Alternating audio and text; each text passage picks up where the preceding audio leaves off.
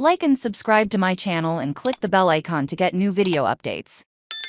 Opinion Black history has taught us that big tobacco is no ally this Black History Month. I have a simple message for non-profit organizations in the United States.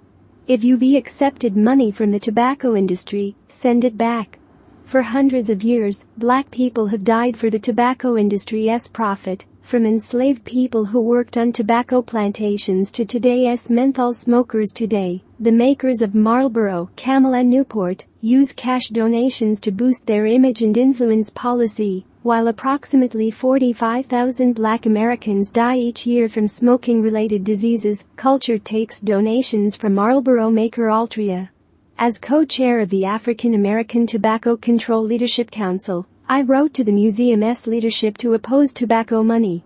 Vital Strategies, a global health organization that helped write this paper, came out with a similar message turned the Kennedy Center before Rebecca Perles' article ran in the mail and got no response.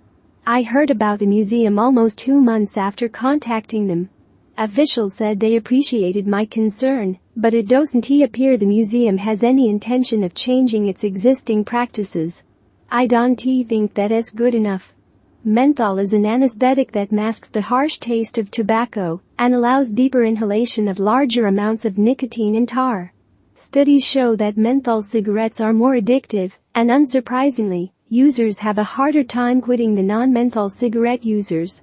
These products fuel a cycle of dependency on harmful products that drain Black communities' wallets and fuel death, health problems and medical costs.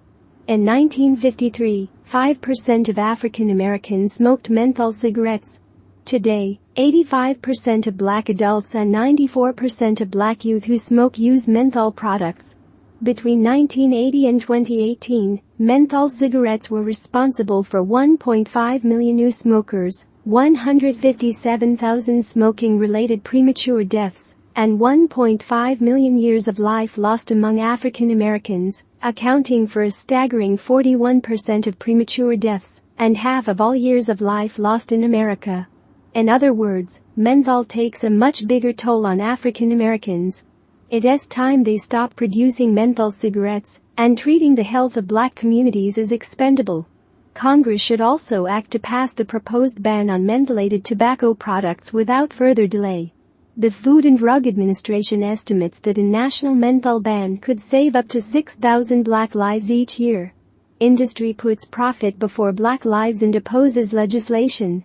Tobacco donations to institutions like the National Museum of African American History and Culture are part of the playbook, lending cigarette companies an air of respectability that allows them access to the halls of power and helps them maintain the profitable status quo.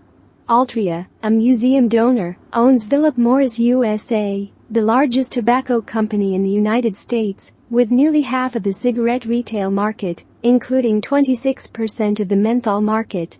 By accepting Altria's money rather than holding its donor and industry to account, the National Museum of African American History and Culture is complicit in the industry's ongoing exploitation of Black people, the institutions involved, or the nature of the public outrage which led to Sackler donations being turned down when family-owned Purdue Pharma was exposed as a key driver of the opioid epidemic.